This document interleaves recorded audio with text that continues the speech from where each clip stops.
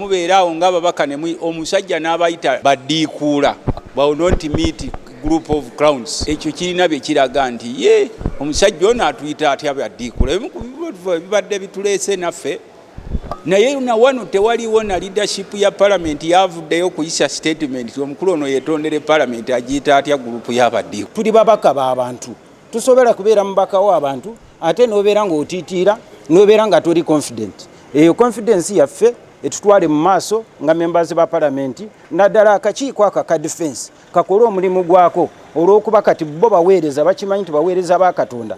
Omuntu yenna bw'anaaba nga takitegeera nti muweereza wa Katonda abeere nga takola mulimu gwe. Ebyo tubibalekere Katonda yamanyi bw'anaasalawo. Kyawulira nti muli baddiikuula, okay? Era baddiikuula bamuwerekera bagenda ne bazina naye ne beesiba ebisanso ne beetikka ebina bamuwerekera balaba n'abatunulira bakitawe n'abasekerera kwegamba kye kimuli ku mutima. Kati ababaka omupiira bagubakubye mu kifuba mukakase muli baddiikuula oba temuli okitegeera. Abantu bye balaba ate si yekka abantu bangi bye balaba nga ababaka abalimu olw'obwaddiikuula bangi bwe balaba. Temusobola kwogera kirala ne muyisa kirala.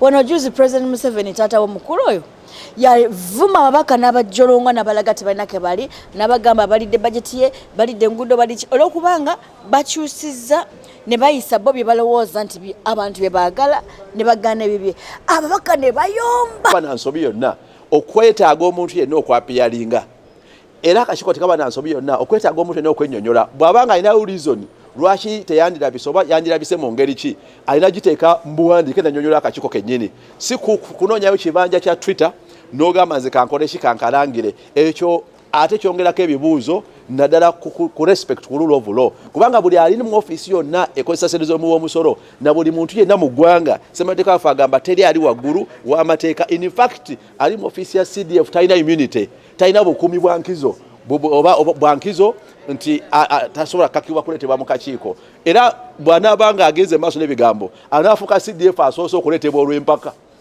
mu kakiiko alabikako eri muki mu kakiiko. Kutandika n'okuyita n'abalala nabo bagamba nga gundi teyajja ate n'abayita baddiikuula ne mutabaawo na kye mukolawo ne mutayisaawo na statement.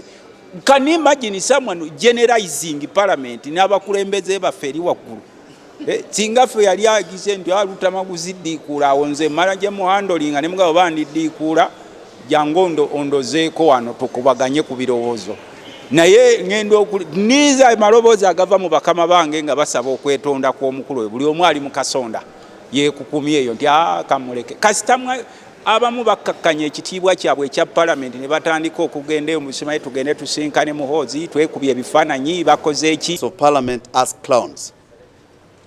The Committee of Defense and Internal Affairs has the power for them to prove Jerome was wrong that we are not clones as members of parliament. They have the power under Rule 208 Section D of the High Court. Let them enforce the arrest of General Muhoozi for contempt of parliament. If they cannot do that, then indeed we are clones, because we are going to put on big things to show up on camera that we are summoning General Muhoozi and we are not able to do anything. Let me dare the chairman of the Committee on Defense and Internal Affairs, Jerome Muhoozi, is not going to appear here. What will you do? Chairman, I'm asking you, what will you do? Ande babera ne cabinet, babera n'olukiiko lwa cabinet mu Entebbe.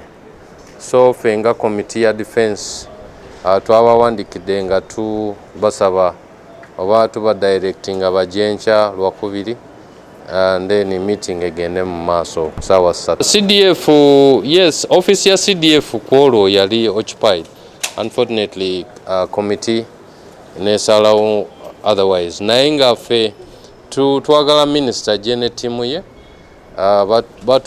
batulagirira engeri gye babadde bakozesa sente ze twabawa mu budget. Ffe oba CDF oba deputy aze tetufa